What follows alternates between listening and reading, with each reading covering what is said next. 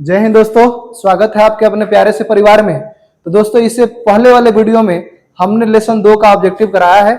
अगर आप ऑब्जेक्टिव को नहीं देखे हैं तो जाकर देख लीजिएगा, पूरा ऑब्जेक्टिव रिवाइज कर लीजिएगा, याद कर लीजिएगा। और आज की क्लास में हम आपको 2 अंक वाला प्रश्न बताते हैं, लघु उत्तरीय प्रश्न जिसको बोलते हैं, लघु उत्तरीय प्रश्न, शॉर्ट आंसर वाला प्रश्न जिसको बोल दिए, ठीक ना। तो इस प्रश्न को हम डिस्कस करेंगे, लेसन 2 का, इकोनॉमिक्स का लेसन 2 का डिस्कस करेंगे। तो देखिएगा बाबू, यहाँ पे है कि 2 अंक स्तरीय प्रश्न में है। पहला प्रश्न जो है, पहला प्रश्न आपका है और बहुत ही इंपॉर्टेंट प्रश्न है बाबू। देखिए, ये प्रश्न बहुत ही अच्छा है। देखो, आय का गरीबी के साथ, आय का गरीबी के साथ संबंध स्थापित करें। ये 2023 में पूछा गया प्रश्न है, 2023 में पूछा गया प्रश्न है बाबू। इसमें बताया गया है कि आय का गरीबी के साथ सीधा संबंध है, या आप बोल सकते हैं आय का गरीबी के साथ बहुत ही घनिष्ठ संबंध है, ठीक ना। यदि आय कम होगी, ठीक ना, तब गरीबी उतनी ही अधिक होगी, जीवन स्तर निम्न होगा। यानी कहने का मतलब है कि जब अधिक पैसा आप नहीं कमाइएगा मंथली, ठीक ना, तो आपका जीवन स्तर जो होगा वो निचले तबके का होगा, नीचे लेवल का होगा, ठीक ना, निम्न स्तर का होगा।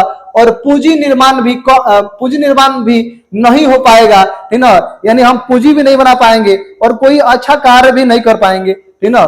इसके साथ ही गरीबी को जन्म देगी, ठीक ना। अब देखिए, अब गरीब थे, गरीबी फिर रह गए, ठीक ना, यानी गरीबी ही गरीबी को जन्म दे दी। आपका आय कम था, ठीक ना, आय कम था, पूंजी निर्माण दर भी कम रह गया, ठीक ना, और आपका जो जीवन स्तर है निम्न लेवल का रह गया, यानी आप दोबारा गरीब रह गए, ठीक ना। बिहार राज्य इसका उदाहरण है जिसमें प्रति व्यक्ति आय कम होने से गरीबी सर्वाधिक है। बाबू, बिहार के लोगों का पर कैपिटा इनकम कम है, इसीलिए बिहार जो है सबसे पिछड़े राज्यों में आता है, ठीक ना। तो उम्मीद करते बाबू ये आपको समझ में आया होगा, आय का गरीबी के साथ संबंध समझ में आया होगा।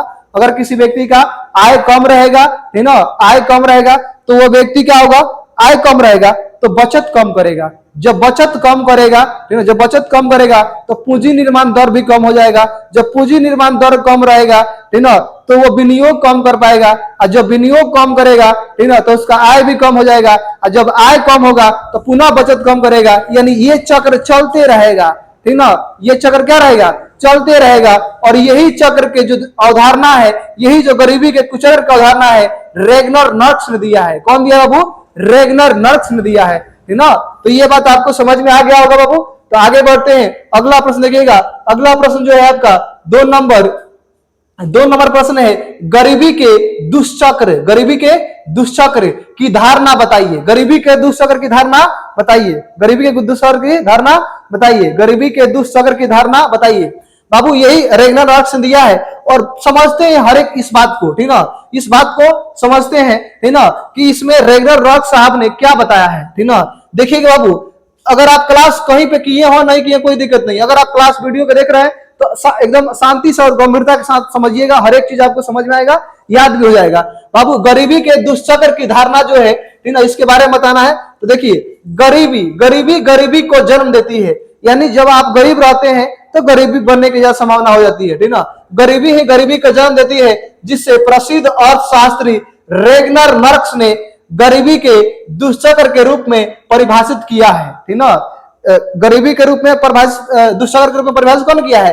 रेगनर नर्क्स। बाबू ध्यान रखिएगा, ऑब्जेक्टिव प्रश्न पूछा जाता है, ठीक ना, कि गरीबी के दुष्चक्र की धारणा कौन दिया है? तो रेगनर नर्क्स दिया है। कौन दिया है? रेगनर नर्क्स, ठीक ना, परिभाषित किया है। इसके अनुसार लोग गरीब इसलिए हैं क्योंकि उनमें गरीबी है, ठीक ना, और गरीब इसलिए गरीब होते हैं क्योंकि उन्हें अपने न्यूनतम आवश्यकताओं को भी पूरा करने के लिए उनकी आय क्या होती है? कम होती है, और पुनः अगली पीढ़ी जो होती है गरीब की गरीबी रह जाती है। कहने का मतलब वही बात है जो आपको बताए थे कि अगर कोई व्यक्ति है, ठीक ना, अगर कोई व्यक्ति है उसका आय कम रहेगा, ठीक ना, अगर कोई व्यक्ति है, ठीक ना, अगर इसका आय कम रहेगा, ठीक ना, आय कम रहेगा तो ये बचत भी कम कर पाएगा, बचत भी कम करेगा, और जब बचत कम करेगा तो पूंजी निर्माण दर कम हो जाएगा, और जब पूंजी निर्माण दर कम होगा तो विनियोग भी कम करेगा, जब विनियोग कम करेगा तो आय कम हो जाएगा, आय कम होगा फिर बचत कम होगा, इसे चलते रहेगा। इसको बोलते हैं दुष्चक्र। दुष्चक्र, चक्र का मतलब चारों ओर चलने वाला, चक्र, चक्र चारों तरफ चलने वाला चक्र, ठीक ना। यानी ये आय कम तो सब चीज कम होते जाएगा, ठीक ना, समझिएगा, समझ गए होंगे प्यारे बच्चों, ठीक ना। आगे बढ़ते हैं, अगला प्रश्न देखिएगा, अगला प्रश्न देखिएगा, अगला प्रश्न जो है, अगला प्रश्न जो है आपका, अगला प्रश्न है आपका, अगला प्रश्न है भारत में आय के आधार पर, भारत में आय के आधार पर कौन से राज्य उच्च एवं निम्न श्रेणी पर रखे जाते हैं। बाबू देखिए, आय के आधार पर जो है ना, आय के आधार पर हम लोग जो है ना, बिहार के जो है, बिहार बहुत पीछे है, ठीक ना। बाबू देखिए, भारत के राज्यों में गोवा सर्वाधिक ऊपर में आता है आय के आधार पर, उसके बाद दिल्ली, हरियाणा आय के आधार पर समृद्ध माना जाता है, समृद्ध मतलब अच्छा खासा इन लोग का आय का होता है, तथा बिहार जो है, उड़ीसा जो है, बाबू ध्यान रखिए, बिहार, उड़ीसा, मध्य प्रदेश, ठीक ना, ये विकसित या विकास की निचली श्रेणी में आते हैं, ठीक ना, बिहार, उड़ीसा, मध्य प्रदेश। हालांकि अब इन लोगों का कंडीशन बदल रहा है, ठीक ना, कंडीशन चेंज हो रहा है, बिहार भी अब अच्छा हो रहा है, ठीक ना, बिहार भी अच्छा हो रहा है, मध्य प्रदेश भी ठीक ठाक हो गया है, उड़ीसा भी ठीक हो गया है, ठीक ना। तो ये आपका किताब पुराना है तो पुराना बात बताया गया है कि अभी भी उतना भी बिहार आगे नहीं बढ़ा है जितना इसको बढ़ना चाहिए था, ठीक ना, क्योंकि यहाँ पे जितने महान हस्तियां हैं उनका जन्म यहीं पे हुआ है। गौतम बुद्ध को ज्ञान की प्राप्ति बिहार से हुआ है, भारत के प्रथम राष्ट्रपति राजेंद्र प्रसाद बिहार के, चंद्रगुप्त मौर्य बिहार के, ठीक ना, जितने बड़ा बड़ा जो इतिहासकार हुए हैं, बड़ा बड़ा मतलब महान इतिहास में जिनका एक अच्छा रुतबा रहा है, ठीक ना, वो सब इतिहास यही से बिहार शुरू हुआ है, और उसके बावजूद बिहार पीछे रह गया है। कहीं ना कहीं कुछ ना कुछ लूप होल होगा ना जी बिहार का पीछे होने का। तो चलिए उस लूप होल को पकड़ना है और आपको पढ़ाई करना है और टॉपर बनना है, ठीक ना। उसके लिए आपको अच्छा से मेहनत करना पड़ेगा। देखिए बाबू आगे, आप बिहार को विकसित बनाइएगा, ठीक ना, और टॉप राज्य में लेके आइएगा। देखिए अब अगला प्रश्न जो है, केंद्रीय सांख्यिकी संगठन, सेंट्रल स्टैटिस्टिकल ऑर्गेनाइजेशन, केंद्रीय सांख्यिकी संगठन, केंद्रीय सांख्यिकी संगठन के क्या कार्य हैं। बाबू देखिए, केंद्रीय सांख्यिकी संगठन जो है ना, ये राष्ट्रीय आय की गणना करता है और इसका सहयोग करता है एनएसएसओ, यानी देखिए केंद्रीय सांख्यिकी संगठन, सेंट्रल स्टैटिस्टिकल ऑर्गेनाइजेशन, सीएसओ का हेल्प करेगा एनएसएसओ, ठीक ना, ई करता है। सीएसओ का हेल्प कौन करेगा, एनएसएसओ, ठीक ना। देखिए यहाँ पे भारत में सांख्यिकी विभाग, सांख्यिकी विभाग यानी सांख्यिकी संगठन के अंतर्गत केंद्रीय सांख्यिकी संगठन राष्ट्रीय आय के आकलन के लिए उत्तरदायी है, ठीक ना, यानी आकलन लगाता है राष्ट्रीय आय का सीएसओ। कौन लगाता है बाबू, सीएसओ लगाता है, आकलन लगाता है सीएसओ। इस कार्य में राष्ट्रीय प्रतिदर सर्वेक्षण संगठन, इसको बोलते हैं एनएसएसओ, ठीक ना, राष्ट्रीय प्रतिदर सर्वेक्षण संगठन, नेशनल सैंपल सर्वे ऑर्गेनाइजेशन, केंद्रीय सांख्यिकी संगठन को सहायता करता है। क्या करता है, सहायता करता है। तो बाबू देखिए, याद करने के लिए सिंपल सा पूछेगा, केंद्रीय सांख्यिकी संगठन का कार्य क्या है, केंद्रीय सांख्यिकी संगठन का कार्य क्या है अगर पूछा जाएगा तो बाबू केंद्रीय सांख्यिकी संगठन का कार्य है राष्ट्रीय आय का आकलन करना और इसका सहयोग करता है एनएसएसओ, ठीक ना, एनएसएसओ, नेशनल सैंपल सर्वे, नेशनल, यहां देखिए राष्ट्रीय प्रतिदर सर्वेक्षण संगठन करता है, ठीक ना, ये सीएसओ का हेल्प करता है, आंकड़े को इकट्ठा करने में मदद करता है। आगे देखिएगा बाबू, अगला जो प्रश्न है 5 नंबर प्रश्न है, प्रति व्यक्ति आय और राष्ट्रीय आय में अंतर। बाबू एकदम आसान प्रश्न, ये अगर आप क्लास किए होंगे हर एक प्रश्न आपसे बनेंगे, है ना, और यही सब प्रश्न रिपीट होते हैं, एग्जाम में बनते हैं, है ना। ये 18 में पूछा गया प्रश्न है और 22 में पूछा गया है ना, कि प्रति व्यक्ति आय और राष्ट्रीय आय में क्या अंतर है। देखिए बाबू, प्रति व्यक्ति आय यानी एक व्यक्ति का आय, राष्ट्रीय आय का मतलब पूरा देश के लोगों का आय, ठीक ना। जब राष्ट्रीय आय की बात की जाए तो राष्ट्रीय आय जो होता है पूरा देश के लोगों का आय होता है, जबकि प्रति व्यक्ति आय जो होता है एक व्यक्ति का आय होता है, यानी एक व्यक्ति का आय होगा, ठीक ना, पर कैपिटा इनकम बोलते हैं इंग्लिश में। जब किसी देश की कुल आय में, ठीक ना, जब किसी देश के कुल आय में कुल जनसंख्या से भाग देंगे, ठीक ना, ध्यान रखिए बाबू, जब किसी भी देश की कुल आय में कुल जनसंख्या से भाग देने पर जो परिणाम यानी जो भागफल आता है उसे हम प्रति व्यक्ति आय कहते हैं, यानी पर कैपिटा इनकम कहते हैं बाबू, पर कैपिटा इनकम कहते हैं। आप ऐसे भी लिख सकते हैं प्रति व्यक्ति आय, ठीक ना, प्रति व्यक्ति आय, प्रति व्यक्ति आय बराबर, ठीक ना, प्रति व्यक्ति आय इक्वल टू एक फार्मूला होता है प्रति व्यक्ति आय का, ठीक ना, प्रति व्यक्ति आय का फार्मूला होता है, ठीक ना, प्रति व्यक्ति, ठीक ना, प्रति व्यक्ति आय का फार्मूला होता है, ठीक ना, राष्ट्रीय आय, ठीक ना, राष्ट्रीय आय आय बटा देश की कुल जनसंख्या, देश की कुल जनसंख्या, देश की कुल जनसंख्या, ठीक ना।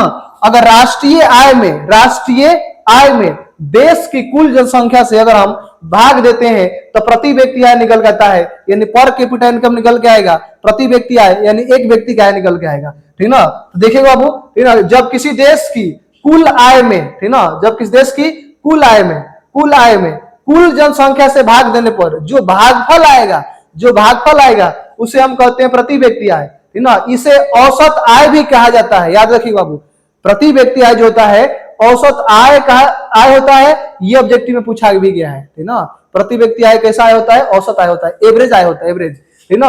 अब देखिएगा कहा जाता है, अब देखिए, अब ये हो गया आपका प्रति व्यक्ति आय क्या है। अब राष्ट्रीय आय एक वर्ष में या किसी वर्ष भर में किसी देश में अर्जित आय की कुल मात्रा को राष्ट्रीय आय कहा जाता है, ठीक ना। राष्ट्रीय आय कहा जाता है, इसमें देश में उत्पादित वस्तु एवं सेवाओं का मूल्य शामिल होता है, ठीक ना। देश में जितने भी वस्तु और सेवा का उत्पादन करेंगे उन सब का मूल्य राष्ट्रीय आय में सम्मिलित होता है, ठीक ना। प्यारे बच्चों, सम्मिलित होता है, ठीक ना।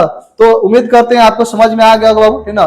प्रति व्यक्ति आय क्या होता है? देश की प्रति व्यक्ति आय का फॉर्मूला होता है, ठीक ना, कि राष्ट्रीय आय में देश की कुल जनसंख्या से भाग देंगे, जो भागफल आएगा उसे हम प्रति व्यक्ति आय कहते हैं, ठीक ना, प्रति व्यक्ति आय कहते हैं।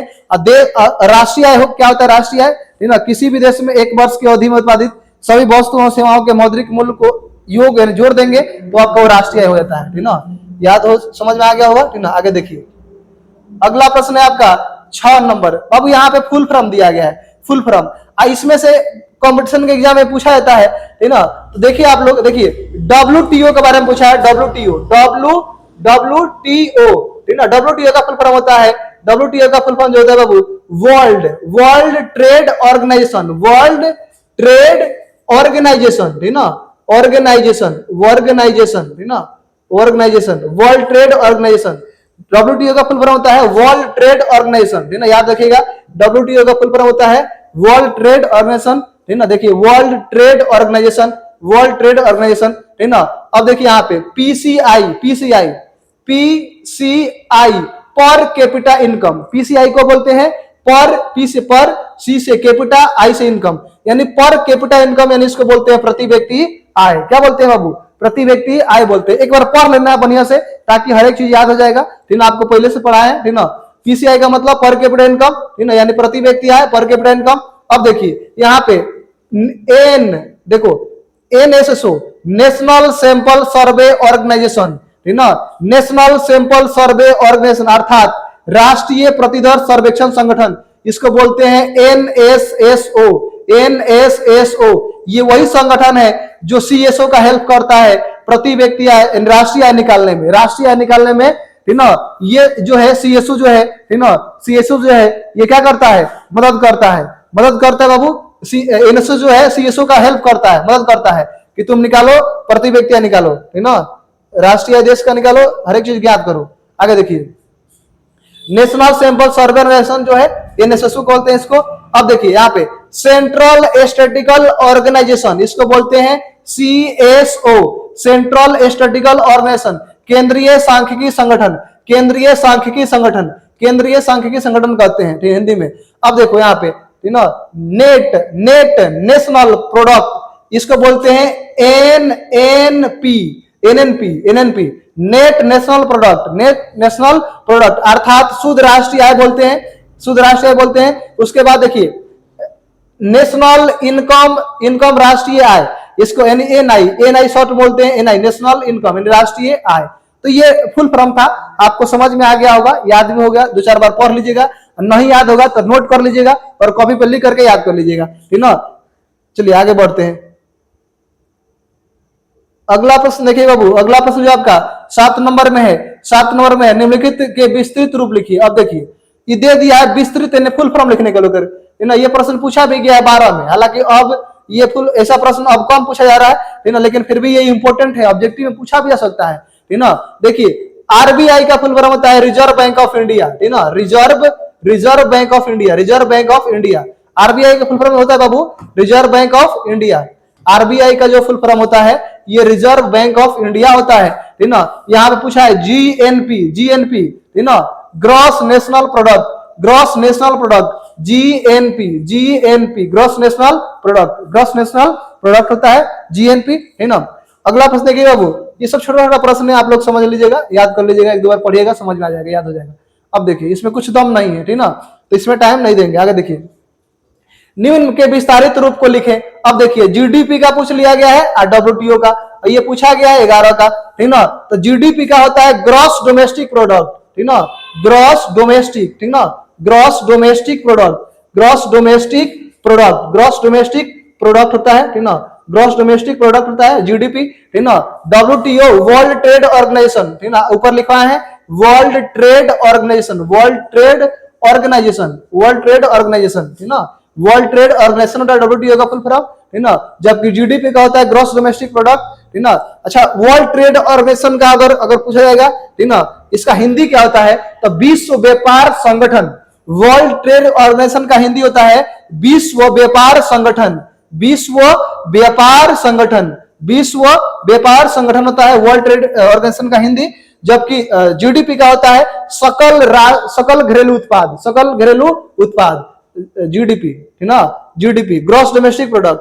अगला प्रश्न देखिए बाबू, अगला प्रश्न है आपका 9 नंबर प्रश्न में है कि 9 नंबर प्रश्न में है कि कुल यानी सकल घरेलू उत्पाद क्या है, जीडीपी के बारे में पूछ लिया गया है कि जीडीपी क्या है, ठीक ना। एकदम आसान है बाबू, ठीक ना, जीडीपी एकदम आसान है। देखिए, किसी देश के सामान्य निवासियों द्वारा अपनी भौगोलिक सीमा के अंतर्गत एक लेखा वर्ष में यानी एक वर्ष में उत्पादित अंतिम वस्तु एवं सेवाओं के मौद्रिक मूल्य को ध्यान रखिए बाबू, मौद्रिक मूल्य को बोल रहा है, ठीक ना, उत्पादित मौद्रिक मूल्य को, ठीक ना, घरेलू सकल घरेलू उत्पाद कहा जाता है, ठीक ना। किसी भी देश में, ठीक ना, किसी भी देश की सीमा में एक वर्ष की अवधि में उत्पादित सभी वस्तुओं सेवाओं के मौद्रिक मूल्य को, ठीक ना, मौद्रिक मूल्य को सकल घरेलू उत्पाद कहते हैं यानी जीडीपी कहते हैं। किसी भी देश में एक वर्ष की अवधि में उत्पादित सभी वस्तुएं सेवाओं के मौद्रिक मूल्य को हम जीडीपी कहते हैं बाबू। मौद्रिक मूल्य याद रखिएगा, मौद्रिक मूल्य शब्द आया है, ठीक ना, जीडीपी, ठीक ना, मौद्रिक मूल्य को क्या कहते हैं, जीडीपी कहते हैं, ठीक ना। अगला प्रश्न देखिए बाबू, अगला प्रश्न यहाँ पे प्रति व्यक्ति आय क्या है, प्रति व्यक्ति आय क्या है, पर कैपिटा इनकम, ठीक ना, प्रति व्यक्ति आय। बाबू देखिए, राष्ट्रीय आय में देश की कुल जनसंख्या से भाग देने पर जो भागफल प्राप्त होता है ना, जो भागफल प्राप्त होता है उसे हम कहते हैं प्रति व्यक्ति आय। तो देखिए बाबू, जब किसी देश की कुल आय में, कुल जनसंख्या से यानी देश के जितना लोग कमाए हैं, जितना आय है उस आय में देश की कुल जनसंख्या से अगर भाग देते हैं तो जो हमको भागफल प्राप्त होगा ना, उसी को कहते हैं प्रति व्यक्ति आय यानी पर कैपिटा इनकम कहते हैं, पर कैपिटा इनकम कहते हैं। एक बार दोबारा से रिकॉल करते हैं, राष्ट्रीय आय में देश की कुल जनसंख्या से भाग देने पर जो भागफल प्राप्त होता है उसे हम प्रति व्यक्ति आय कहते हैं, ठीक ना। प्रति व्यक्ति आय बराबर फार्मूला होता है, ठीक ना, प्रति व्यक्ति आय बराबर फार्मूला होता है बाबू, ठीक ना, देश की राष्ट्रीय आय, ठीक ना,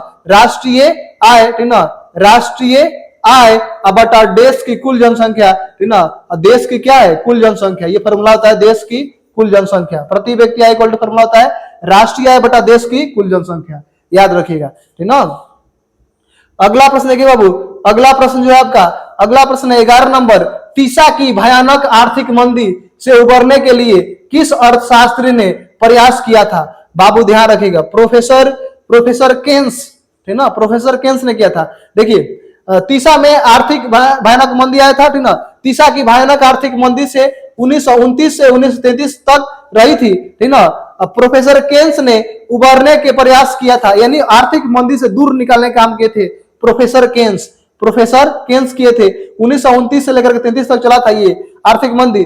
धारणा को नए सिरे से विचार किया था, ठीक ना।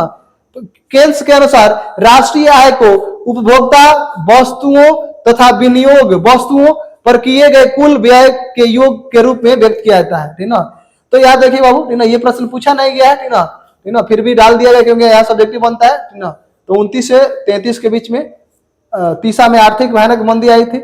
ये उतना इंपोर्टेंट नहीं है, अगर नहीं भी याद करते हैं तो कोई दिक्कत परेशानी की बात नहीं है, ठीक ना। ये पूछा गया प्रश्न नहीं है, इंपोर्टेंट भी ज्यादा नहीं है। अब देखिए आगे अगला प्रश्न है बाबू, अगला प्रश्न आपका है 12 नंबर प्रश्न में है, 12 नंबर प्रश्न में है कि स्वतंत्रता के बाद सरकार ने राष्ट्रीय आय समिति गठन और किसके नेतृत्व में किया था, ठीक ना। कब और किसके नेतृत्व में किया था, ध्यान रखिए बाबू। राष्ट्रीय आय समिति का गठन जो किया गया था, ठीक ना, स्वतंत्रता के बाद राष्ट्रीय आय समिति का गठन जो है 1949 में प्रोफेसर पीसी महालनोबिस की अध्यक्षता में किया गया, जिसका उद्देश्य है भारत की राष्ट्रीय आय के संबंध में अनुमान लगाना था। उन्होंने सन 1951 में अपना रिपोर्ट प्रस्तुत किया, है ना, जिससे 1948 से 49 के लिए देश की कुल राष्ट्रीय आय, है ना, 8,650 करोड़ रुपया बताई गई। समिति ने दूसरी रिपोर्ट, है ना, 1954 ईस्वी में प्रस्तुत की, जिसमें 1950 से 54 तक राष्ट्रीय आय के आंकड़े को क्या प्रकाशित किया गया, ठीक ना। तो ये बोर्ड बनल प्रश्न है, इसको पढ़ लीजिएगा 2-4 बार, समझ में आ जाएगा, ठीक ना, ज्यादा इसमें कुछ है नहीं। प्रोफेसर पीसी महालनोबिस की अध्यक्षता में राष्ट्रीय आय समिति गठन किया गया था। ऑब्जेक्टिव पूछा जाता है, ठीक ना, कि राष्ट्रीय आय समिति गठन में जो अध्यक्ष बने थे कौन थे, तो याद रखिएगा प्रोफेसर पीसी महालनोबिस थे, प्रोफेसर पीसी महालनोबिस, ठीक ना। अगला प्रश्न जो है आपके बाबू, ये 13 नंबर प्रश्न है कि गरीबी को परिभाषित कीजिए, गरीबी को परिभाषित कीजिए। अब गरीब कौन होगा, ठीक ना, गरीब कौन होगा, जिसका आय कम होगा वो गरीब होगा, ठीक ना। वैसी स्थिति जब किसी व्यक्ति को जीवन की न्यूनतम का मतलब होता है रोटी कपड़ा मकान भी ना हो, जिस व्यक्ति के पास, वो व्यक्ति क्या है, गरीब है। वैसी स्थिति जब किसी व्यक्ति को जीवन की न्यूनतम आधारभूत आवश्यकताएं जैसे भोजन, वस्त्र और आवास, बाबू इसी को बोलते हैं, है ना। भोजन को बोल दिया जाता है रोटी, ठीक ना, रोटी बोल दिया जाता है, और वस्त्र को बोलते हैं कपड़ा, ठीक ना, रोटी कपड़ा और आवास को मकान, है ना। रोटी कपड़ा मकान नहीं है अगर किसी व्यक्ति के पास, तो आज भी वो व्यक्ति क्या है, गरीब है, ठीक ना, गरीब है, ठीक ना। उपलब्ध नहीं हो पाते हैं तो गरीबी कहलाती है, तो वो स्थिति क्या गरीबी कहलाती है। और निर्धनता का दूसरा नाम है वास्तविक आय, क्या है, निर्धनता का दूसरा नाम है कम वास्तविक आय, कम वास्तविक आय। अगर कम आय रहेगा, वास्तविक आय है, तो फिर गरीब है, ठीक ना। चलिए अगला प्रश्न देखते हैं बाबू। अगला प्रश्न है आपका 14 नंबर प्रश्न जो है, ठीक ना, आय से आप क्या समझते हैं बाबू। आय के बारे में बताया गया, आय तो बिल्कुल आसान है। जब कोई व्यक्ति किसी प्रकार का, जैसे हम यहाँ पढ़ा रहे हैं तो हम मानसिक काम कर रहे हैं, मानसिक परिश्रम कर रहे हैं, ठीक ना। जब कोई भी व्यक्ति, जैसे एक कोई मजदूर व्यक्ति होता है, आपके घर पे काम करने आते हैं, तो मजदूर जो है वो मजदूरी यानी शारीरिक काम करता है। कैसा मेहनत करता है, शारीरिक। और जब शारीरिक मेहनत करेगा तो वो भी एक, उससे भी पैसा देना, उसको पैसा देना पड़ेगा कि नहीं देना पड़ेगा। मान लेते हैं कोई आपके घर पे काम कर रहे हैं, आप उसको पैसे नहीं दिए, ऐसा थोड़ी ना हो सकता है, ठीक ना। तो जब कोई भी व्यक्ति किसी भी प्रकार का या तो शारीरिक कार्य करेगा या मानसिक कार्य करेगा, और उस आय के बदले में, उस कार्य के बदले में जो उसे पारिश्रमिक मिलेगा ना, वही वो उस व्यक्ति का आय कहलाता है। दोबारा सुनिए, दोबारा, है ना। जब कोई व्यक्ति किसी भी प्रकार का शारीरिक अथवा मानसिक कार्य करता है और उस कार्य के बदले में जो उसे पारिश्रमिक मिलता है ना, जो मेहनत किया, जो उसका फल दिया, जो आप लोग पैसा देंगे, वही उस व्यक्ति का आय होगा। अब मान लेते हैं आप घर पे कोई मेहनत करने के लिए आया, आपके पास पैसा नहीं है, तो भर दिए, एक बोरा गेहूं भर दिए, ले लीजिए, इसे गेहूं ले लीजिए, तो उस व्यक्ति का आय गेहूं हो जाएगा, ठीक ना। तो जब कोई व्यक्ति किसी भी प्रकार का शारीरिक अथवा मानसिक कार्य करेगा और उस कार्य के बदले में जो पारिश्रमिक मिलेगा, वह उस व्यक्ति का आय कहलाता है, आय कहलाता है, ठीक ना।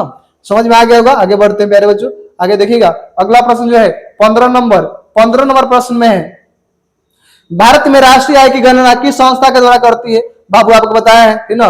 भारत में राष्ट्रीय आय की गणना जो है 1954 के बाद भारत सरकार द्वारा स्थापित एक संस्था, जिसको बोलते हैं केंद्रीय सांख्यिकी संगठन, इसको सीएसओ बोलते हैं, द्वारा की जाती है। यह संस्था नियमित रूप से राष्ट्रीय आय के आंकड़े को प्रकाशित करती है, नियमित रूप से राष्ट्रीय आय के आंकड़े क्या करती है, प्रकाशित करती है।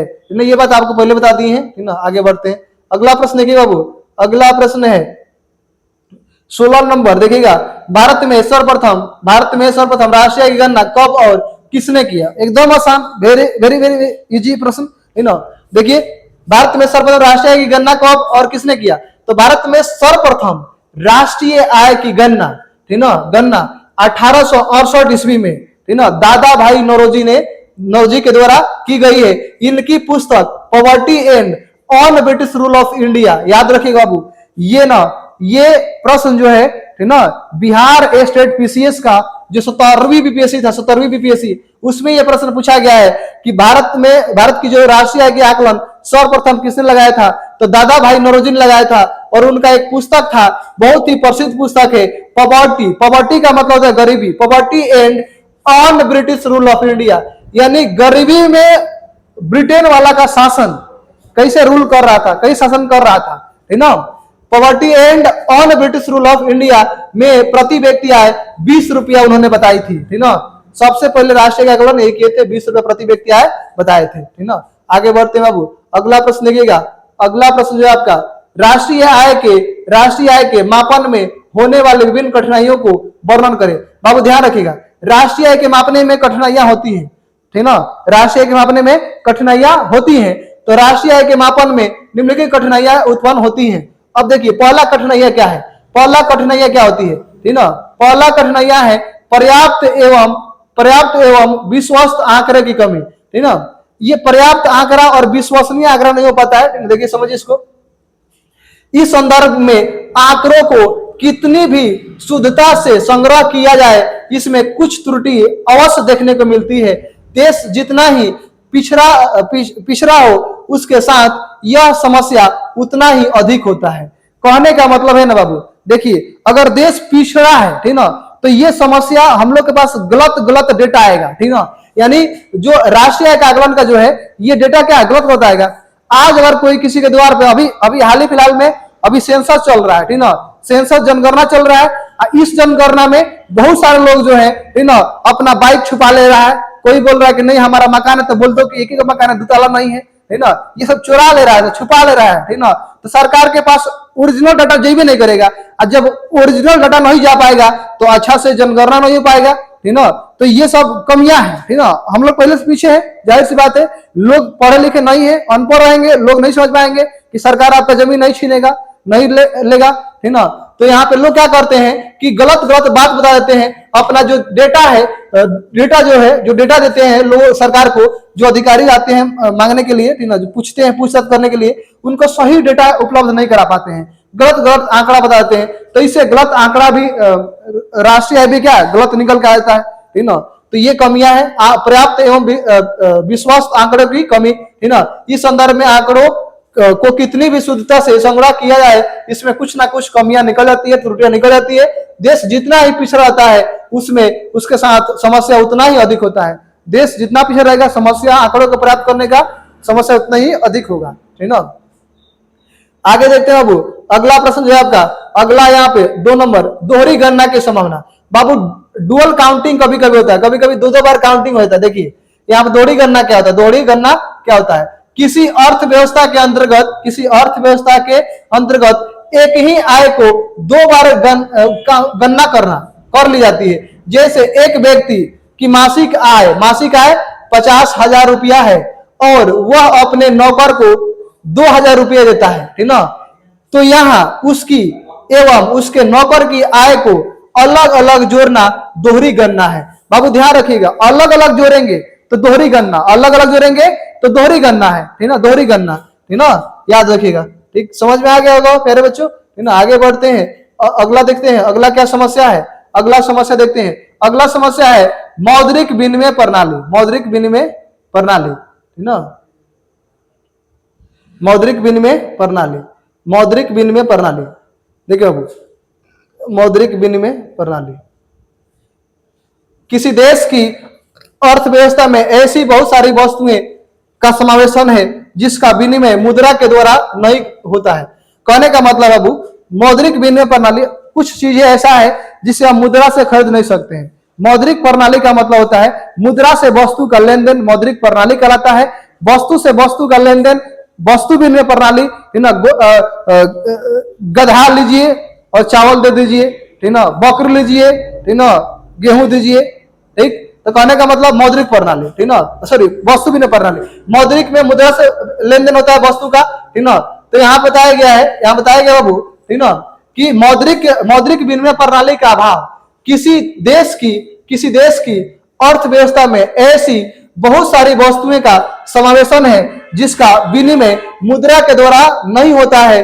कुछ वस्तुओं के उत्पादन स्वयं भी उपभोक्ता कर लेते हैं या वस्तुओं के बदले दूसरी वस्तुओं को प्राप्त कर लेते हैं, ठीक ना। ऐसी स्थिति में आय के मापन में समस्या उत्पन्न हो जाती है, ठीक ना।